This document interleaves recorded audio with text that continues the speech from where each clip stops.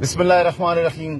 ایک تماشا لگا بیٹھے یہ لوگ کہ مدینے کے گلیوں میں جو ہے نا چور چور چور کی آوازیں لگ گئی، اور مدینے کے گلیوں میں لوگوں کے چوروں کے ہاتھ کٹے ہیں، مدینے کے گلیوں میں قاتلوں جابروں کے سر قلم ہوئے ہیں۔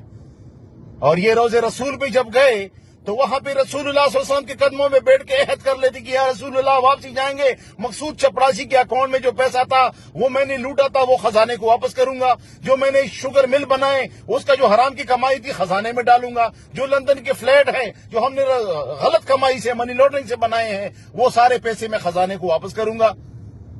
ارے تم لوگوں کو ان اطوینا کل کوثر آتا نہیں ہے، وضو کے طریقے کا پتہ نہیں ہے، غیر محرم عورتوں کو لے کر میک اپ کرا کے پروٹوکولوں کو لے کے ساتھ گھوم رہے ہوتے وہاں پہ مدینے میں۔ ارے مدینے کے گلیاں تھی روز رسول پہ، وہ آوازیں جو تھی نا وہ مدینے کے گلیوں میں چوروں کی اور غداروں کی، وہ انسانوں کی نہیں تھی، وہ فرشتوں کی تھی۔ تم لوگوں کے اوپر لعنتیں پڑ رہی تھی کہ ملک لوٹ کے جا کے کیا ہے وہ جو ہے نا جو وہاں پہ 2 رکعت نفل پڑیں گے ہمارے گناہ معاف ہو جائیں گے۔ گناہ معاف نہیں پڑیں گے، جوتے پڑیں گے آخرت میں تم لوگوں کو۔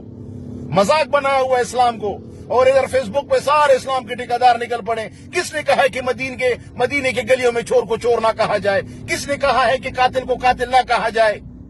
گریبان سے پکڑا جائے مدینے کے گلیوں میں چوروں کو، گھسیٹ دیا جائے وہاں پہ کہ تم آئے کیسے ہو، اور پھر پروٹوکول بھی دیا جا رہا ہے۔ ملک خانہ جنگی کی طرف جا رہا ہے، جا چکا ہے۔ کچھ شرم کرو، کچھ حیا کرو، کچھ اپنے اوپر رحم کرو۔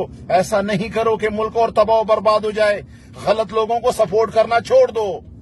محمد الرسول اللہ صلی اللہ علیہ وسلم کی روزے کی کوئی توہین کر ہی نہیں سکتا، اس کی حفاظت کا ذمہ میرے رب نے لیا ہے۔ ان جیسے لوگ، ان کی وجہ سے روزے کی توہین ہو گئی، بے حرمتی ہو گئی، ان کے اوقات دیکھیں۔